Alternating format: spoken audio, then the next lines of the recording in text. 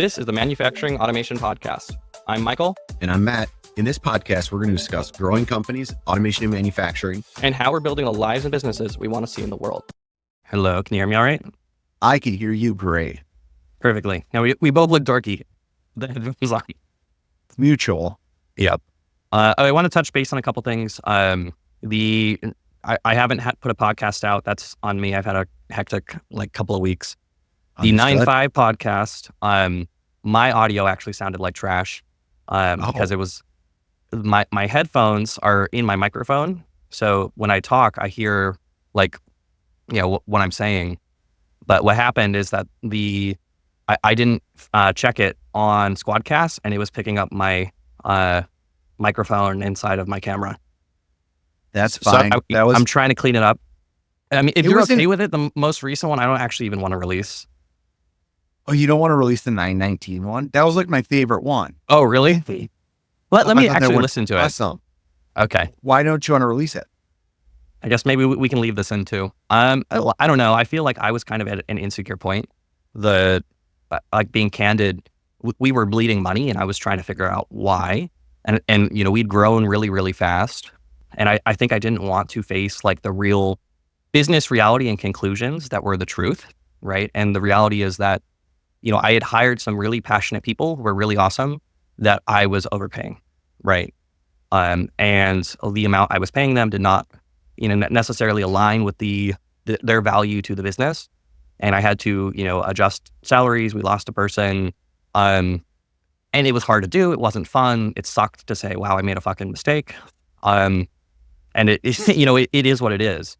But I think that's what the listeners want to hear. I guess that's the truth. Is it's as long as you're willing to be that vulnerable. But I thought what you said was, I don't think it's outside the door. We've all made hiring mistakes. You learn as you go through that. You had role changes, let's say, and some people don't like that because the business changes it. You basically doubled or more than doubled in the course of the year. Roles change a lot. Some people aren't wanting to change, or maybe their role just has to change. And so that makes a lot of sense. I don't think you're outside the norm at all, or, I think people hearing that is really good because I know true. Develops had those very similar pains, Michael. And I definitely have to be, I think that's the whole point of the podcast too, is to be real, not everything is awesome and perfect. And when I looked at the numbers, we chatted a little bit in the last podcast about Gantt charts. And, as I pulled back from operations a little bit, one of the changes that was made was that, we moved from our old system in Notion to a new system in Smartsheets. And I realized we couldn't see where people were double or triple booked across projects. And all of a sudden, all of our projects started slowing down. People didn't know what to do. Some people were, double, triple booked. And some people weren't really utilized at all because it didn't have the tangible assignment. And now that I kind of took that back over, moved back to the old system, it's everybody knows exactly what to do. And as a consequence, I'm working an extra 20 hours a week. But it's a very time-consuming operations but you don't have the visibility. It's so tough. Like you said, you end up with people that are double booked, really stressed over things that, had different conversations, didn't really require stress. Just there was perceptions on this being a priority when something else really was. And then you clarified that priority, and now they're like, oh crap, I'm not going to get that done. And, if your team's like mine, they still want to get the new priority done in the same timeline, which may not be realistic at times. Yep. And so then they sacrifice, the stress of themselves to do that, which I really appreciate, but it's not sustainable. And I'm sure that's what you're seeing. Well, yeah. And I think some of our staff just wasn't utilized well enough. And what is it, Pieto's principle? Maybe that's the wrong one, but the idea that people are promoted to their level of incompetence. I definitely saw I made mistakes here of I took people who were performing well, promoted them, and they stopped performing well. And as the organization was growing, I looked wherever there was a hole, filled the hole. And, we got into a spot where it's I don't have room to move this person back down. And, sometimes it's just training too, as you come up. You want to you're so used to when they came in, they just ran in that role, and now they're in a new role and you have to invest more time technically. Yep. Yeah. And the other thing too, we talked a lot about, my personal journey of the balancing of the consulting business and the automation business. And the automation business is actually like the profitable one now. And I asked like, why the hell is that? And I realized it's because the projects aren't moving fast enough. The projects are kind of inherently unscalable, which is why we decided to not take any more in the first place. And I kind of just came to the realization of like, hey, our headcount's a little too high. Our, average per employee industry comp is, $25,000, $30,000 a head too high. Break that down to percentage. Give a percentage on that, because that I think is a bigger eye opener probably. Is that it was. I think we had a lot of money that was like going into management from that shouldn't have been, right. And hypothetically, if like we could have grown the company with the way that we had restructured things, it wouldn't have mattered, right. But at the end of the day, it was like, hey, this role isn't generating the higher revenue or the growth that we predicted. It's actually causing downstream operational problems where people aren't getting done the things they're supposed to get done. And it's actually adversely affecting our cash flow versus when I was personally managing it. So I kind of just, had to make the hard call of like, well, this isn't working. And honestly, I felt bad about the whole thing, because it's like, I fucked up. I promoted this person to where they weren't performing because I thought they would perform in the new role. And then, I no longer even had the position because we put someone else there to demote them back into their old spot.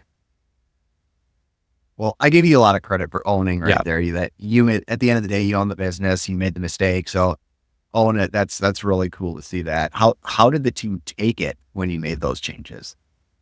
It's always hard to tell, right? I think it's so much easier to tell if you're like the guy on the floor. True. But I think from, one of the reasons I love the podcast and like my CEO group is just like, knowing that what we perceive is very different than what the people on the floor perceive, and having, like at the end of the day, like I can like the people who work for me, but they're never really going to be your friend and truly open with you, the same way that someone who doesn't work for you is going to be. Yeah. I mean, it's business. It's not unconditional love. We're a team that perform together, so we can all succeed on our endeavors, if you will. So I get what you're saying. Yeah, it's not a friendship or a family; it's a team. Yeah, and I mean, from a business health perspective, I mean, we snapped our fingers and we went to profitable again, and it's just like, oh, that was easier than I thought. I've been freaking out, and like I think I knew this was the right thing to do, but it was like actually believing it. And I had to wait till my back was put against a wall to actually, face reality of, just no matter how much I like these people, at the end of the day, I can't just let the business fail and let, everybody, lose their job and let my dream fail. You have to do what you have to. Yeah, that's a tough decision right there. So I've been stressing myself out. Okay. You seem more relaxed, at least. I mean, you got through a big hurdle there. Now it's remaining disciplined to your changes and watch the data to see how it changes over the next month here. Because it can, perception, just like we said, of the floor, our perception, because we made a change, could feel like it was the right thing in the moment. Now we got to watch it play out. Like we were talking about the operational things that we've changed within Develop and how reporting and meetings occur. And we've done that now almost 3 months ago. And it's like, all right, these things are working, these things aren't. So now we're going to go through some more minor changes, but not as major. Yeah. Well, and one thing we talked about too, and the last thing that really made the last podcast really made me think was like, this idea that I can jump in and do most of the work, and that you can't, right, in the organization you build. And I think that's a good thing. It's scary, but yet liberating all in one, because it's now Matt, just make sure to keep finding us work, or get with sales and marketing and to drive us that. I mean, this week was probably the craziest week we've ever seen for inbound sales leads. So, and returning customers. So it's a small number. I actually wrote it down here somewhere right now. It's for this call. We had 5 RFQs for automation equipment just this week. And for us, that's huge. Like, it sounds like a very small number, but I mean, we've been trying to, how do we get to 10 leads in a month has been the goal. And we've never done that. So to have 5 come in, other than like a trade show, like if you take trade shows out of the mix, but So to have 5 in 1 week was just crusher. And then some of those are multiple. They're just 5 with that one, 5 Right. top Yeah. level customers. So it's been It's interesting. awesome. Yeah. Now 6 months later, I'll see how those work because it Yeah. Well, takes 6 months to a year to sell them. yeah. It's that's always the struggle. Exactly. Yeah. So, And especially like, low quantities. And I'm right there with you. Like when, we can do a big deal with, a new distributor, or, we end up in these, even like one-time normal size deals to going to through distribution, like we'll sell 20 vices at a time or something, it'd be like 30, 40, $50,000. And it can really like, mess with your head in terms of, how consistently can I close that scale of deal? And it's very easy when you have a small amount of overall deal flow, like, you do, and the way your business is built out, to it's hard to strike the balance of not being overemployed or overstaffed versus understaffed. For us, we have inventory concerns and so on. yeah, you're right. That's interesting because your inventory is physical. My Yeah. inventory is intellect, or it's team members. We have to have excess capacity idle, if you will. So positive we have is projects typically take 6 months is a really fast turn key for us. And our goal is to continue to drive that for more consistency on our packaging and palletizing. But it's not uncommon when it's a complex system to take 12 months, 16 months to build that machine. So there's been times where we've landed projects and then we staff the team members we need to succeed on those projects, because we're staggering out our starts too. So your project's not starting until kickoff date, say 2 months, 3 months. And that's how long it typically takes to hire. We can onboard somebody, train them for our role, and get them a project to go on. That's how we've done What's it. funny, Matt, is it's almost like I have the automation business, and then I also have the consulting business, which, it's almost like a shitty version of your consulting business. And I say that, when I say it's a shitty version, it's just like, it's not that we're not doing great work. It's just that there's no deal flow, right? And we've kind of made this intentional decision to say, hey, we're going to be shutting this down eventually. Yeah. Right. And we have the tension of, I literally know what that business feels like. I think that we never ran it as well as you're running it now on the consulting side, just because it was never 100% of our business. We were always doing a little bit of something else. I wouldn't say it, developed, just runs flawlessly. We're still a small business. Yeah. There's still bumps, there's challenges. And to get here, we definitely had some hurdles, the things that didn't go well, learning experiences with customers, of course. I guess what I mean is, like, with the automation side of the business, like, it runs, it's profitable. I can tell you what the margins are on products. Order comes in, it goes out usually within 1 to 3 business days. Like, it just kind of runs. And the consulting, I've seen, like, really, as I focused more and more on the automation, getting all of our products dialed, expanding SKUs, a lot, as I step back from operations, a lot of the consulting kind of fell apart a little bit. And I realized, like, a lot of it was because of the types of projects we run are so weird. And they kind of take, Michael's special superhero skill to come in and run them. And also, I think the client set that we have, honestly, isn't ideal, because it's like, generally, the niche we got into as, initially a 4-person company was doing a project that should be $1 million for $250,000, knowing which shortcuts we should be taking and which shortcuts would be, like, catastrophic. And then, kind of delivering something that was still profitable and good for us, but ultimately, like, wasn't scalable. And now I'm kind of saying, we have these legacy projects that I basically committed to running until they're done. And pretty much what should happen, as long as we don't increase our costs, is that, at least at the rate it's growing now, automation should just, kind of ramp up at the rate to where, hopefully, without losing headcount or doing anything, we can just let those projects run their course and never do another one.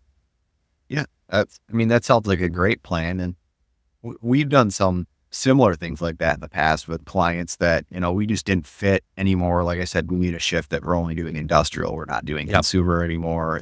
That decision was about 3 years ago. And yeah, you just have to play that through, because at the end of the day, it's your brand as well. Just telling customers, I made a decision last night. I'm no longer servicing this. Of course. I realize that sucks for you, but goodbye. That's not a good way to, respect the people that helped you, because they really helped you grow your business Oh, of too. course, Like, yeah. I mean, some of those smaller clients or our initial clients, like Developed wouldn't be around without them. Like they took some leaps of faith. They took our lumps and growing pains.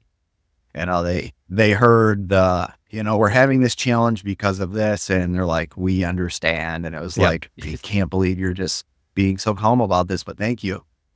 Yeah. And I think a lot of this too comes from like, we just finished, like a 2-year, $2 million consulting project. Wow. And That's huge. yeah, but that was also the client who like, at the very end, I think they got strapped for cash, and there was kind of layers of, there was a firm that was managing the project, and then the guy above that firm who was paying for everything. The firm in the middle was issuing change orders, and then basically denied that they ever issued them, and that became a whole issue, right? Yeah, And that's I mean, that was probably $250,000 of revenue that just poofed out of the air, which definitely kind of accelerated some of these things that, from a cash flow perspective, we really should have done, which were, almost Band-Aid fixes from, personnel and retention and so on, that really made me say, I have to do this now. But, were those it's, uh sorry. were those change orders because they had the reason that they weren't approved, was that because they had a management shift, the No, person that so you what were happened reporting is, to, or they pushed it down? What happened? I think the project scope from the firm that was managing it, they told their client, we're basically the vendor to them. Yeah. And they told their client, hey, this thing's going to be, X dollars. They've already doubled the overall budget. And I think they saw, hey, the parts that they designed, that firm designed, weren't working, and they would issue change orders. And we said, okay, well, we're billing this hourly, it's on retainer. And, we send the statement of accounts and so on. They say, yeah, thumbs up, keep going. And then at, the end of the day, when the bill comes, I'm guessing their client said, hey, what the hell? Right. And they never communicated up that the change orders were issued. And then it just became a he said, she said, and I ended up essentially bypassing them, negotiating with the actual, person who's paying the bills and explaining what happened. But, at the end of the day, this is one of the, many licensed industries where we're not carrying the liability. And I think really they wanted to axe that last part of the project, from us, not doing it. So we just, negotiated it out and said, whatever, we're going to move on. We're going to finish out this last little bit. And I think essentially everyone ended up unhappy. I kind of have the feeling that the goal was just to, cross our fingers, and, they were trying to shaft the little guy and not take responsibility. And I think we ended up kind of where, everyone is okay, but no one is happy. And there's not a lot of, I don't think it was handled the way it should have been from the firm side in between. I think there was a lot more grace, but, Yeah, sometimes that's going to happen. those are always tough conversations to have with clients, because you have to have them.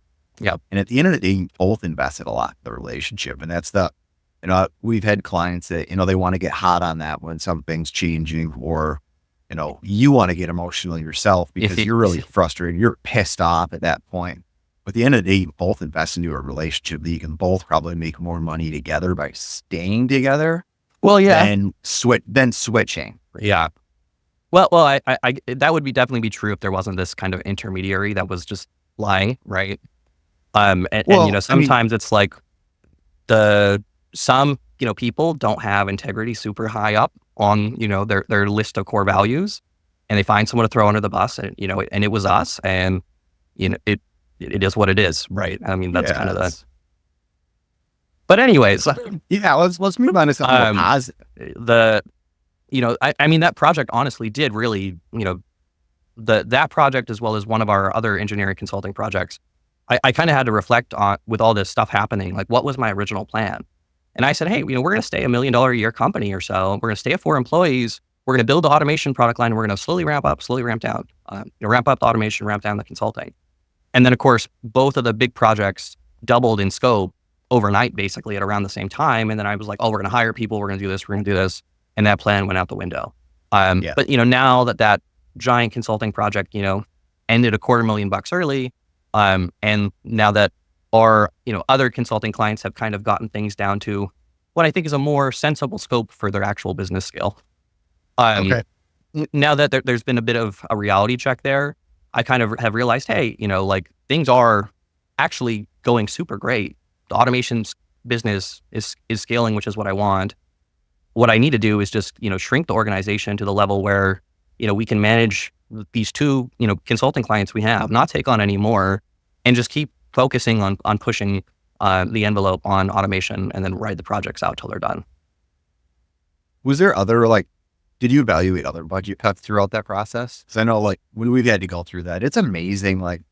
Yeah, labor is your number one Yeah. expense. So that's obviously the one you have to evaluate first, or you can't get the income coming in. But sometimes in a smaller squeeze, if you can forecast out, like you said, you're forecasting the labor out to make sure you're not overbooked. Sometimes being able to forecast 6 months out, 8 months out, ideally if you Yeah. can, and that we can do that with some of our larger projects. You can see problems coming. You're like, man, if I just dial down some of these numbers, I get this all back in track. And Yeah.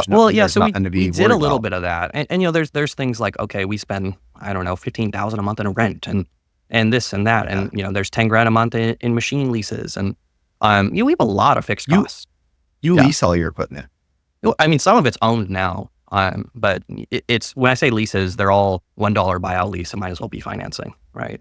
Oh, okay. So it's Yeah. rent to own basically. But yeah, I mean, really, it's just I don't know why they do it that way, but they all. But then you can't put it on your balance sheet, can you? I'm not honestly sure. Well, you should probably figure that one out. If you have a huge swing on your balance sheet, I mean, I'm assuming it's a couple Haas machines, so $250,000 or something. But then you're depreciating Yeah, now. But still, that's 100 grand you right. could have on your balance sheet probably. Yeah, we have multiple lenders, and I guess that's kind of one thing too. Is I've thought a lot about the balance sheet, but like at the end of the day, I think what really matters is that we're generating cash every month, and I'm trying to be really disciplined of like, okay, 10% profit as a bare minimum. Mostly because it's like, well, we have all these assets. I don't know how liquid they are, but I guess the thing I really figured out is like, honestly, the plan is working, right? Yeah. The automation business is taking off. The people who are using the products love the products. We've been slowly increasing our prices bit by bit, like making our lead times a little bit longer as demand has gotten a lot higher.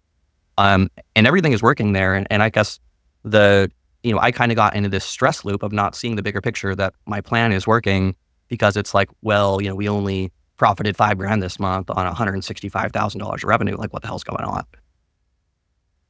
You brought up a point there too. You have multiple lenders.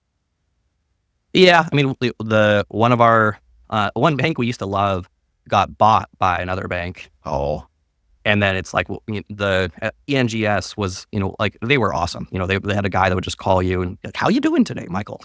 And then they got bought by, Mitsubishi Capital. And now it's just some okay. like mega corporation of we're going to withdraw. And anytime you have even a question, it's just like, well, they'll respond within 1 to 2 business weeks, like. Oh gosh. You might want to address that, because especially at your growth, when opportunities come knocking, you definitely need to be able to leverage your balance sheet, your lender, and go after those projects. Right. I agree. Those relationships are strategic. That at least like in the immediate term, that my big focus is like, hey, if I look at where the growth was a mistake, I think the answer is wherever we've tried to do too much in consulting, right? Because like at least the products we have aren't scalable. If I look at like why our there were things that we needed to cut. There were staff that was being overcompensated for like the value they brought the company, where it's just like the numbers just don't work, right? It's just you're not bringing in even 1.5x of value of your salary and benefits. There were some of those things, but I think the end of the day, the project's just not moving along enough. I mean, that we weren't, refreshing our retainer balances with the clients enough. The clients weren't happy enough because things weren't going at the speed that we had hoped for. And now that those things have been cleaned up, I mean, even in a matter of a week, it feels like, cash flow is kind of restored to normal, and it's very relaxing to see. Yeah, that makes a lot of sense. But I'm absolutely going to see those problems and need the line of credit and everything going forward. But at least, the advice I got from my accountant was, hey, like, you had these 6 months of super high profitability followed by 4 months of kind of light losses, give it another 3 months of decent profitability, then go get your line of credit and so on. Exactly. Also on that is the relationship for going to get other equipment as you go to buy, assets for your business. When we go to buy a new CNC, or right now I'm in conversation like, hey, we're forecasting out, we're always talking to the bank. This is what our next 12 months looks like, but we're also talking to them about what the next 3 years looks like.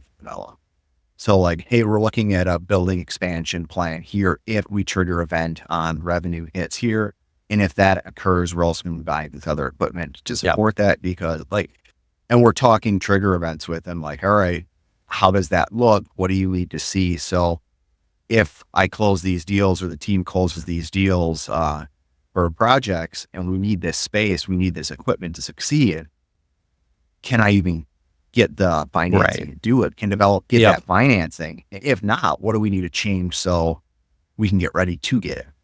Right. And that's 3-year planning is what we're doing with our lender, which is, I highly recommend finding one that's willing to do that with you, because it's been very powerful for us. It holds me accountable. And I've had some members in my CEO group tell me the same thing. They're like, Michael, you got to get with a local bank, like blah, blah, blah. And I'm starting to come around of like, I've been shooting myself in the foot for long enough there. And I'm hoping like, okay, let's get everything operationally smooth. Let's get the cash flow smooth. Let's get, consistent profitability for a little bit. And then I need to make those optimization changes of, okay, we're going to, move to not a mega corporation bank. Build out those relationships and make sure that, okay, I have a real line of credit I can actually pull against, that, we have, the ability to do everything. But I guess one big thing too, that going through all this has really ingrained in my brain is like either I need to be content not growing 15% a month, or I need to take outside capital. And like those two things are mutually exclusive. And at least where I've landed right now is like, okay, I'm going to choose to see, hey, can we grow 5% a month? Which, may still be an insane-ish number, but isn't completely incompatible with, not taking outside capital. I mean, compounding 5% a month over 12 months. Yeah. I mean, well, yeah. What is that, 40%? Yeah. So I'm not even sure what the answer to that is, but at least I know what I've been doing recently hasn't been sustainable, and I've like really been facing that fact and saying okay, Michael, like you don't have the efficiency growing that fast. You end up spending a lot more money, and the answer is you either spend a lot of outside capital building it to that scale, that means you're not owning 100% of the company, or you grow at a not insane rate. And you might find though that you went through this growing pain. Yep. You learned a lot. Now just make sure to not lose that tacit knowledge the team went through.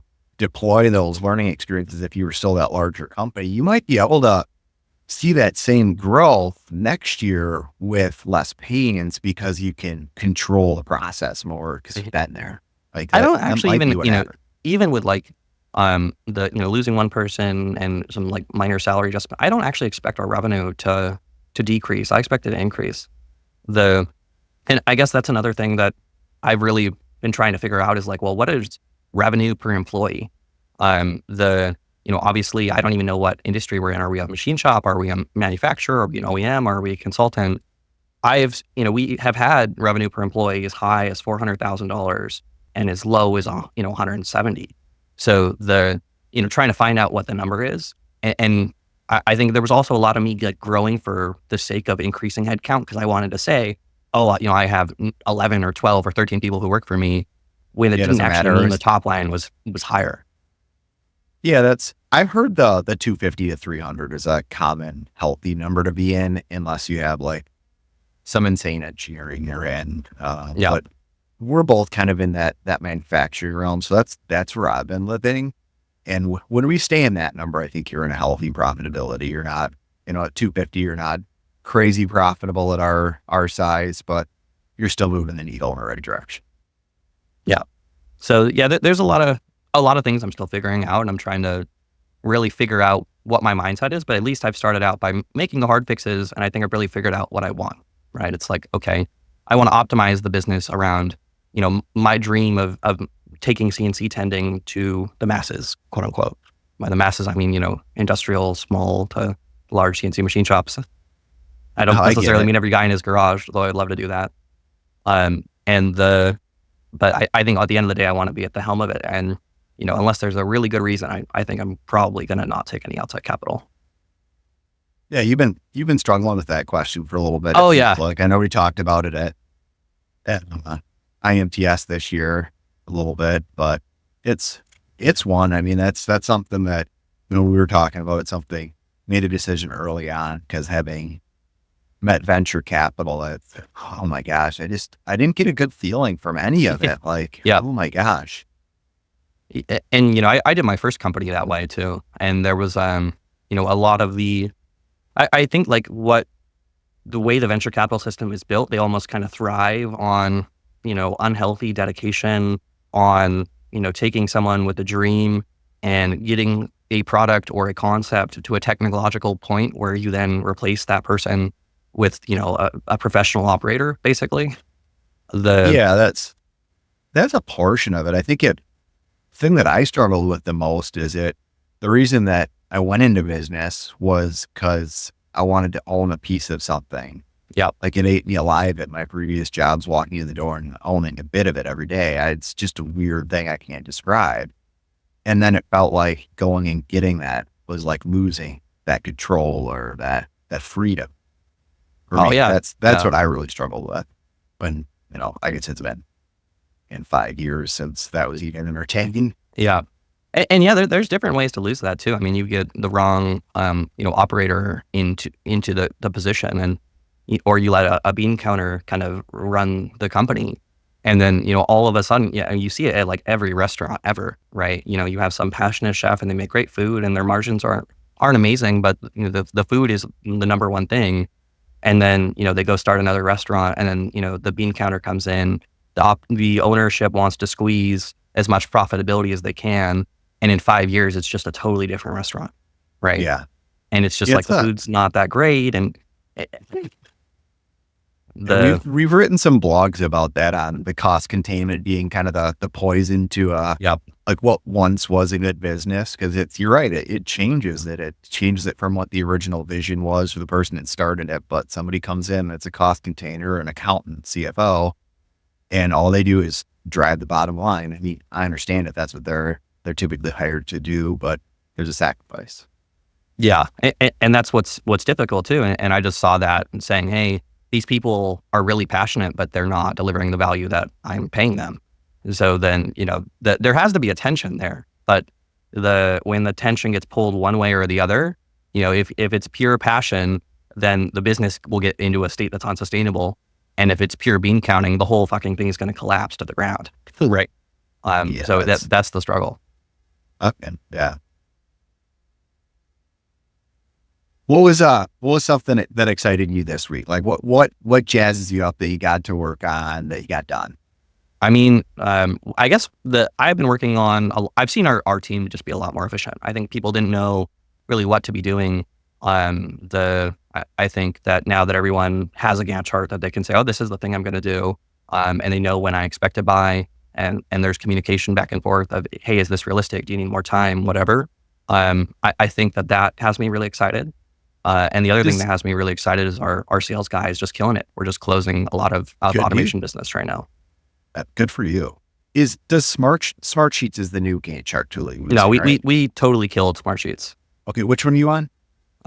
So like in Notion, which is like a note-taking app, that's where we built our kind of mini ERP. But it has the ability to it has like project and task management. And the way that we built it out is, we have, consulting project A and consulting project B and R&D project, internal, whatever, automation assembly, we have all of these in like subcategories, but they all live in one master database. And then basically you have they're just you have one master name for all of them, which is a struggle. Yeah, it's actually, not that terrible. And it looks super messy if you look at it, but there's a lot of things of we have a feature called hidden where, we'll scope out, we're scoping out the next phase of one of these consulting projects until, we get that first wire transfer for the first bout of the retainer. I don't want that to show up on the Gantt chart as something we've committed to.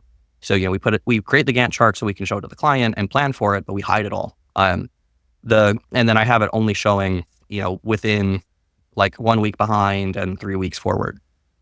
Okay. How much does InNotion cost you? Oh, it's like $10 a person. Oh, that's really cheap. Okay. Yeah, and you can build it to get to the point of like being an ERP. But you know, the thing is, it's one of those tools that's like so flexible. It's like Excel. You know, like Excel can be the most valuable thing for your business, or literally nothing. Oh, And there's a lot of templates that make it easier. But it's not like something like, you know, Odoo or whatever, where it's built to be an ERP from the start. It's meant to be a lot of things to a lot of people. okay. That makes sense. Interesting. Yeah, I hadn't heard of that. I just had to Google it here and stay lucky product. And then take a look at that after this podcast. Yeah, I can show you like what we're doing. I don't know let me see. Can I share my screen? Share my screen. I don't know. We can. I can share my screen. So, yeah. So right now we use a Microsoft Project and Planner. So everybody gets their fleet board. We have our project and a big challenge we've had is overlapping GANs for future forecasting months out. And that's where we're looking at several different options, because printing out GANs and overlaying them and having conversations has just created too many errors. But I mean, if you look at this, and to be fair, it doesn't go very far out, mostly because it's like, hey, I started doing this like on Monday, right? Because we moved everything back from Smartsheets. But the big thing is that I can see, hey, these two people are overlapping. I can set dependencies, and it looks really complicated, but then I can go into one of these like sub projects or whatever, and then it's fine. Yeah, so I see where you're looking at it. Yeah, that has it worked for us in the past. We've tried bringing them all like that into one master project from Well, Microsoft. so we still have them subdivided, but the important thing is that they're in one database, but then we have other views where we say, show me only, this robotics project, or show me only automation. Oh yeah. Okay. Yeah, that makes sense. It actually, like, we moved away from Notion because we'd gotten it so complicated. Like, we had time tracking in it. We had cost breakdowns in it, and it had gotten to the point where like it was confusing enough, and there was enough friction for staff that people would kind of do the bare minimum, to where, you know, no one caught them, like not doing, you know, filling out the reports. It had almost become like this whole like paper slog, which is why we moved to another system in the first place, and that other system didn't work as well. So now, you know, ultimately we moved back. Okay, well, that's cool. Our goal is then to stay in the Microsoft ecosystem. So that's where we've been struggling, because they're getting rid of certain software. Oh yeah. So I'm curious just to see how Notion does it, see if there's something that can be learned there from our perspective. Yeah, and we have a lot of tools. I mean, we use Google, we use Slack, we use Notion, we use Dropbox, and a lot of the places there's overlap, right? Like we could use Google Drive, but we don't use Google Drive because it doesn't handle SolidWorks right? And rather than trying to deal with, You don't run a PDM server yet? No, we just use Dropbox. Oh, interesting. Okay. Yeah, and you know, sure, if two people save at the same time, it'll open a conflicted copy or save a conflicted copy, but it tends to work really well. And yeah, like a PDM is the right way to do it, but you know, this is a very fast, kind of effective, lean way to do it at the team size we're at. Yeah, we used to just run an old mining rig got converted into a server. And then I guess 2 years ago, finally put in, maybe not even 2 years ago, put in a PDM server, but our assembly just got so big. Like, I think we've got one machine that's 12,000 parts or something. Are you guys in SolidWorks or something else? We're in SolidWorks. Yeah. And then we're using PU. Yeah. We tried swapping over to Fusion, and it can't handle the assembly sizes of even. No. Yeah. Yeah. That would be pain. Mm-hmm. But I guess one thing that might be worth considering, Matt, and at least this is what I decided to do, is like a lot of the time we will say, hey, can we do 80% of this, or 90% of it with the tool that we're already paying for, and being really okay if the answer is we can do it 75% and that's not good enough because we're missing this critical thing, and then just having another thing. So like, yeah, we could use the Google presentation thing, but we use PowerPoint. And like, we could use Google Drive, but we use Dropbox. And we could try to, use some project management software from, I don't know, Google doesn't have anything, but Microsoft in your case. But instead we use Notion. Like, we could do CAM with HSM Works in SolidWorks, but instead we use Fusion and SolidWorks. And I've just kind of been okay with having a lot of different tools and having an annoyingly large SaaS bill. because at the end of the day, it's cheaper than the staff kind of not being effective at the task that they're trying to do. That's a interesting. What's your SaaS bill end up being annually? You know, what your dues and subscriptions is? A lot. I don't know. It's I don't know, $3,000 a month or something, probably. So $36K. Okay. Yeah. Yeah. It's not terrible, but you know, it's kind of probably about the same as like what it costs us to run the website. Like by the time you get your SEM firm and even with me doing it and then, you know, paying our developer, you know, that's probably costing us $4,000 or $5,000 a month too. Yeah. And But a lot of those those are times you just have to different. be okay with it. Yeah. Yeah, I think for like our dues and subscriptions, we're a little bit more than that. Not much. So seems pretty much in line. I mean, we're right under 40. So 36, 40, maybe you have a rounding error. Maybe you have a rounding error. So call it the same. Yeah. But yeah, I mean, it's a challenge. And one of the things, the way that we do that is that we use like floating licenses a lot, right? So it's like, okay, well, here's the 2 seats of Fusion. We're not going to get, you know, a seat of Fusion for every head, even though it might occasionally cause inconvenience. Yeah, we do the same thing for Fusion. SolidWorks, we have dedicated on their desktop. And now that we're up to, what are we up to? 1, 2, 3. We're up to 6 seats of SolidWorks. We're kind of hitting that point where it's like, maybe we need to start networking some of these because 2 of them, 3 of them at any given time are probably not getting utilized. But I think last time I had it quoted out, it was just like, good grief, I'm just going to buy another seat. Well, SolidWorks like doubled their pricing too. I don't know if and that's a whole separate conversation that really, that's what made us very strongly consider just swapping. And it's kind of like, well, if I don't know what the answer is there yet. I'm not really happy with anything. I wish there was a better alternative. Yeah, I think there's pains in every one. I mean, we see that. We've evaluated new cam recently because we want automation in our cam. We don't want it to break. There's pains on that, and we know. Have you seen the toolpath stuff? Looked at it a little bit. We don't run Fusion a whole lot. We ideally want everything within SolidWorks. So that's our goal has been to remain us out. So we run CamWorks is what we're on, or SolidWorks Cam. That's what I learned way back when. It's worked really well. There's been some pains with it recently, and so that's where it's like, all right, let's see what else is out there. Let's go look at a spree. Let's look at something. To me, if you want to stay within SolidWorks, so like the first thing I'll say is like SolidWorks is to Fusion the same way Fusion is to SolidWorks. And what I mean by that is that SolidWorks has awesome CAD and pretty terrible CAM, and Fusion has awesome CAM and pretty terrible CAD. They both, you know, have this thing as a secondary feature that doesn't work super well. I would really encourage you, if you want to stay within SolidWorks, to look into HSM Works, or, you know, they might have changed it now. Well, when we have Fusion, we have HSM as well. So that's our backup cam. That's when we've had issues with keywords. We're like, it's crashing. I would just start there. It integrates right into SolidWorks, right?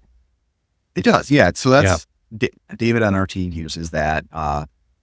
He's really proficient in that as well. It's just it lacks some of the automation and flow. And then we're also not sure, is that going to be sunsetted? There's kind of the question. We haven't touched anything with HSM Works in several years. So if we continue to invest in that, and I really appreciate his perspective on that, is like, you know, if HSM goes away, what are our options? So we're not looking to make a change today. We're just watching the market. Yeah, I will tell you, like the 2 big players in automated cam, they're Cloud NC and Toolpath, and both of them are pretty much all based in Fusion. And the Cloud NC, I mean, I've heard rumors, but I don't know if it's true that they might get eaten up by Fusion or by Autodesk. And then, you know, Toolpath has a very good product. I mean, it's very focused on quoting in like the first pass at automated cam. I know it's built to be compatible with multiple systems. I don't know how far along that is. I know it's kind of been based around Fusion so far. But you know, if we're talking about like a product being sunset, you're definitely not in the automation of the cam category, right? Yeah, exactly. There's so much changing out there that we're just watching it right now, where we changed so many other things in our business that it's like, all right, we're going to continue to change these things, do them well, but these are things we're educating ourselves about and watching the market, see where it goes. I would highly encourage you, like if you don't have, you know, ITAR or other requirements that prevent you from going in the cloud, I would really encourage you, unless you're doing crazy 5-axis stuff or Swiss, which I know you're not, to just go straight to Fusion. We machine plates. Yeah, Fusion's so cheap. Yeah, we have it. I mean, that's okay. We bring part. Yeah, it's just not our primary. We like stuff that lives in there. So we're making so many changes for a big. I know, and we do too. And we just make another part rev, and we import the SolidWorks part, and it's a pain. But to me, it's less of a pain than dealing with a crappy CAM system or a crappy CAD system. Because to me, Fusion isn't a great CAD system, and nothing that has integrated directly into SolidWorks has been a great CAM system. But yeah, that's a. Sorry, my nerdiness is coming out. I'm passionate about CAM, I guess. No, you're good. I definitely, my passion was way higher for CAM many years ago, and now it's mine too. I want something that just works all the time. Yeah. I want consistency. I want uptime, and I don't want my team members having pains over things they shouldn't. I want the pains to be over. I had these parts that I have to get through, and I want to be focusing on doing them well, not worrying. Yeah, and I haven't even tool pathed apart in like 18 months. I don't even know where the products are at this point, but at least from my experience, the Autodesk CAM I think is world class for the price. You will get something better out of a Spree or Mastercam or whatever if you have a niche enough scenario, or if you need to be ITAR or what have you. But I think kind of the general use. I just kind of keep that in the back of your head. I think that's the direction you'll probably want to end up going. Yeah. Okay. We'll keep our eyes on it. Yeah. So other than some leads, what's the exciting in the world of, we talk a lot about me. What's exciting in the world about that?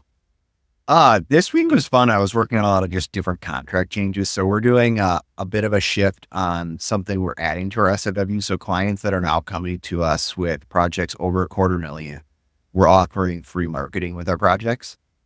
So we'll go in and do initial interviews, carry it through them the milestones, and then give them a video at the end of it. So they can actually see and use that as marketing content to what their automation project yielded, or just in general, what their business is like as say they're a label manufacturer or they're a packaging company. They can share that content with their customers then too, say, hey, we're a revolutionary company. Yep. I'm smiling because it's like, we see kind of like our thought processes evolving, and I'm like, oh, that's Matt squeezing his like passion for marketing into his core business. And in kind of a clever way and a bit of a testing the waters. Yeah, you nailed it. That's what it is. How do we get more video in there? Because we're having a lot of fun doing it. It's also really good for both parties to give them some marketing tools, allows us to share future customers. You flip the whole value proposition on its head, because before it's like, oh, well, we don't want to share the super secret thing. And then it's like you put it in the contract, and if you don't do it, they'll be like, hey, get down here and film us. And that's the target of it. We're going to see how it goes. So we just put this in some contract proposals, just updated actually this week. And then some of the stuff we'll be kicking out right now. I'm really hoping it's received well. I don't know how it will be received, but I'm optimistic. I think it's brilliant. Yeah. I mean, thank you. You have a passion for marketing, and we've had that same issue of like, oh, well, we want to film a case study on you, and we want to highlight your shop, and we want to do these things. And I think if the conversation is like, that's tied into the package, right? People will feel like they purchased that thing. And, by flipping it on its head, it's, you really take it from, hey, you need to give me something, to I'm giving you something as part of the transaction. And I think you'll almost get, your customers to keep you accountable to do the thing you want in the first place, which is awesome. Yeah. I hope so. And then on Saturday, we had a blast filming. So we've got this fun film that we're having some creativity go into.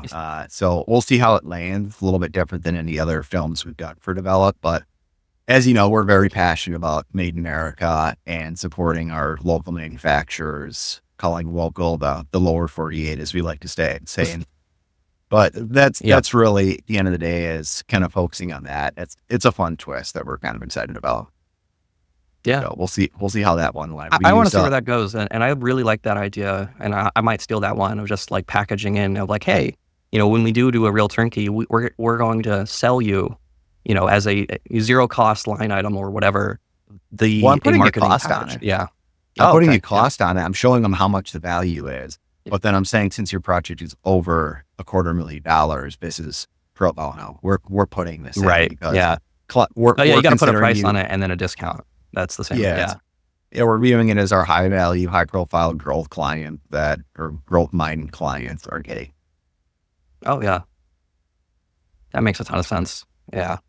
But there's like those little nuggets that you're like, oh, that thing is brilliant, that you don't really see all the time until, you've been in the business and see where the problems are for a while. I think that this is one of those.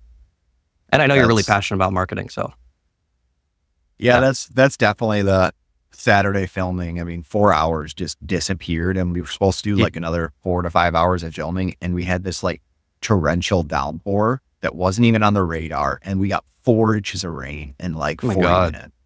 I was like, what is this? Just insane. So yeah, that kind of brought Saturday's film shoot to a screeching halt, but we were out at our family farm using some of the stuff there that kind of highlighted the Made in America stuff. So we got some good props. Yeah. You guys kill it with video and marketing. My biggest weakness with marketing is I'm just horribly inconsistent. I mean, even as We you know, aren't I'm just great at late consistency. editing the podcast, and it's just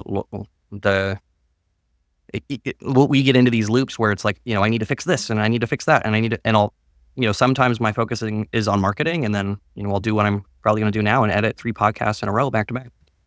And then Yeah, sometimes my focus is like, oh, I got to build processes, or I got to make checklists, or, I've got to improve this product or what have you. And I got to be better consistency. Because like even in the business, you can see it on our P&L. It's like, here's waves of revenue or what have you from, what, I was focusing on at the time. what's interesting is those waves, you see it on revenue. We also used to see it on, so our planner boards, we would see this wave where we'd have a light week, a slightly heavier week, a slightly heavier, and then this big spike. Like it was this big buildup, and then it would drop. Yeah. And it was a month cycle. It's really weird to see, like, as we built up this kind of momentum, and then it was like the team just like crushed through the tasks as they got to the finish line. Then it was like, oh, we gotta go back through this wave. It's interesting. Yeah. So Cool. but yeah, consistency on video. I don't know if we're much better. I mean, you at least get out a lot of good content. I think what helps me is I'm not the one editing it. I'm not a social media expert by any means. I just like having fun. Yeah. I mean, I some keep of telling these everyone, things. oh, you just got to do lower quality content and do it more. And then, I film a video and I'm like, oh, I don't like how I did it. And then I'm just trying to force myself, just post it. I don't care how bad it is. Like, I don't care if I stumbled over a word. I'm trying to force myself. Post the damn video. People will end up liking it. A lot of the time people like when it's more candid or more real anyways. And, I mean, it's not like our corporate clients are going to see the video where I stumble one word and not buy from us. They're never going to watch the Instagram video in the first place. Yeah. Yeah. I mean, I love some of your content. You just get out there, you walk around with the camera. Yeah. I mean, that'd be interesting. I mean, what are some of your favorite pieces that you liked out of developer things that you thought were unique that you think we should just be doing more of stuff like that versus some of the other things? It's so tough to know what the market likes. Yeah. We just keep making content. I know. And it's, again, like, it's just going to be tough in the sector we're in. That's one thing I've just kind of accepted. The going on podcast has worked really well. Obviously we need to get to more traction with our podcast. So keep me accountable to actually posting the things. Yeah, that'd be good. But the going on podcast has worked really well. The Job Shop just released the podcast we recorded probably a month and a half ago or so. I just got an invite for that actually. So oh, perfect. Yeah, Jay's awesome. So I'm supposed to have a meeting with Jay. I think that's actually on Monday. But yeah, the podcasts have worked really well. Some videos worked really well. I mean, man, if you can get a video to go viral, even a couple 100,000 views, I mean, that is hugely effective. I think obviously you're always kind of focused on like what's not working. At least I am, right? So like early on, one thing that you guys had that I really loved was, oh, here's our turnkey process beginning to end. And, I kind of copied that video and made honestly a lower quality, less produced version. But I've seen our conversion rate go up with that. Interesting. Really explaining like what the business does, what the process is, and which kind of gets your ideal client in the door and weeds your, kind of non-ideal client out. That has been super helpful. But now I think you guys are really at the point where you've done a lot of the basics, and so have we, maybe just not as, well or as polished.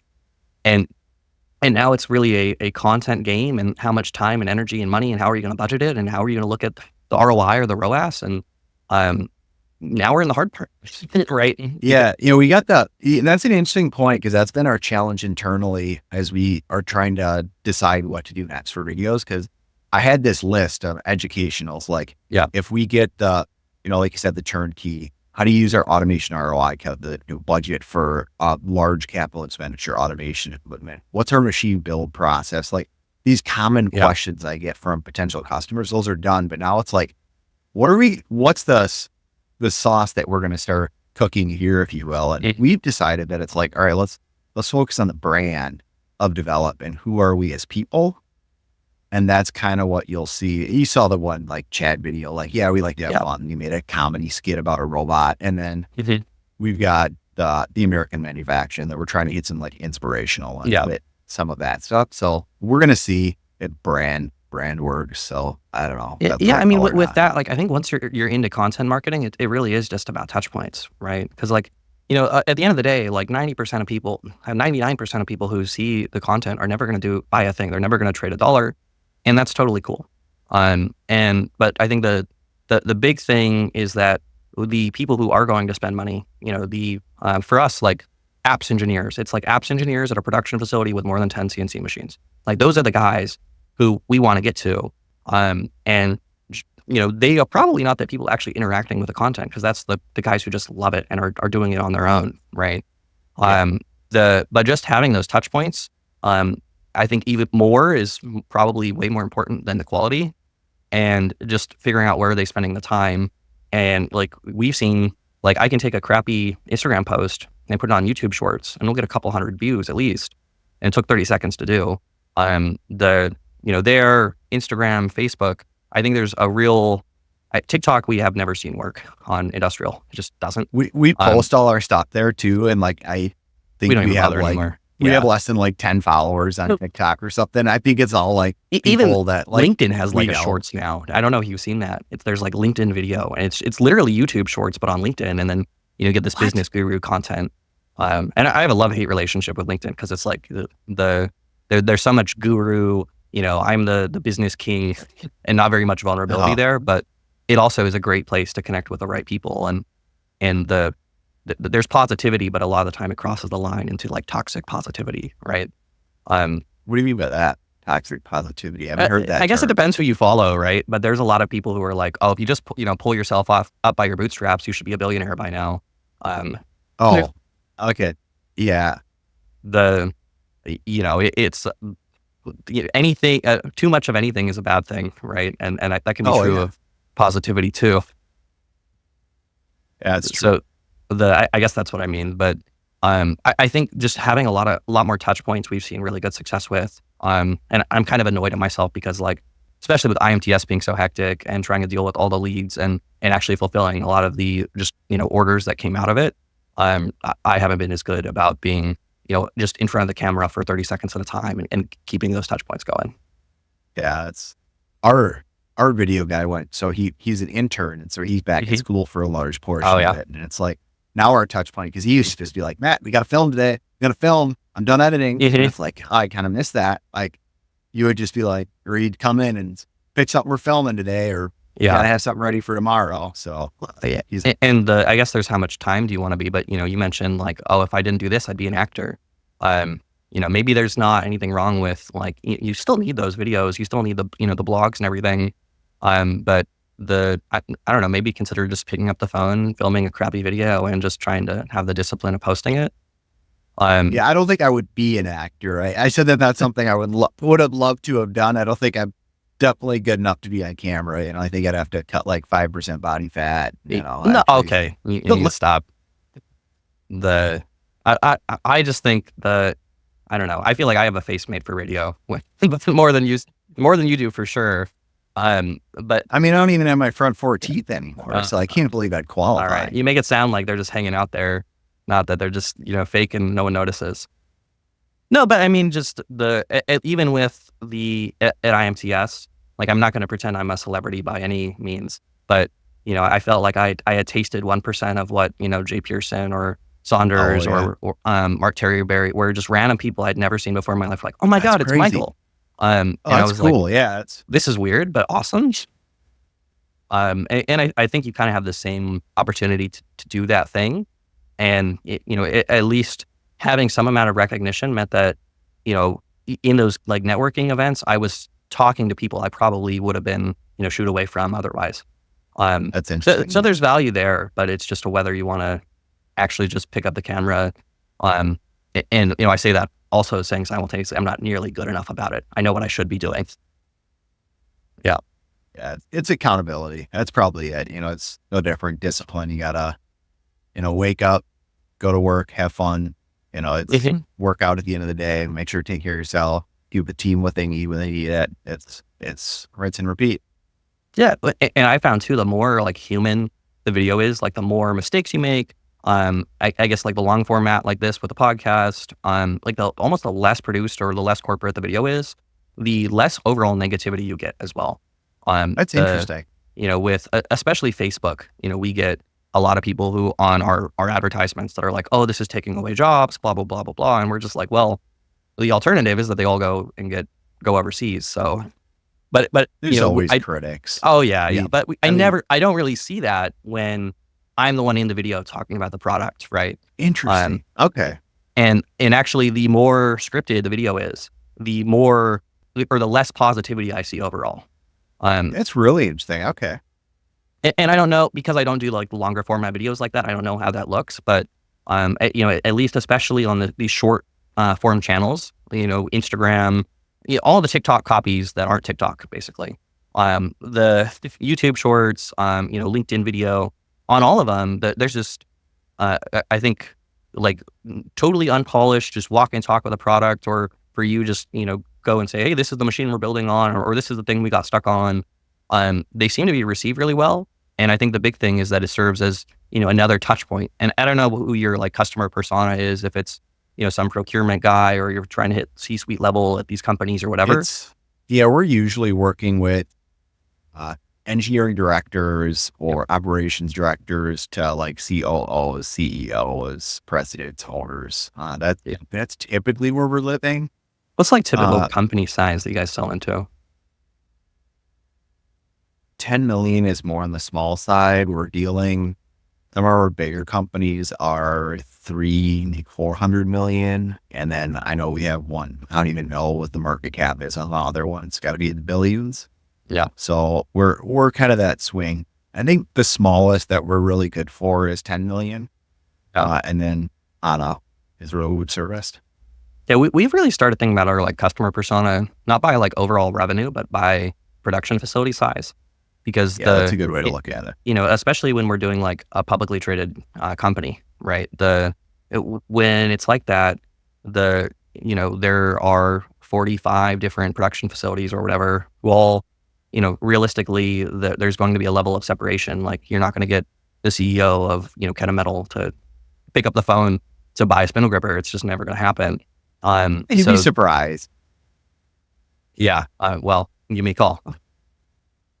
The um anyways, we've really started, at least for our customers, targeting like, okay, is it a production facility? Do they make a product consistently? Do they have more than 10 CNC machines? And then we look for really an apps engineer or director of engineering, or someone who like wants to see better production efficiency at So that facility.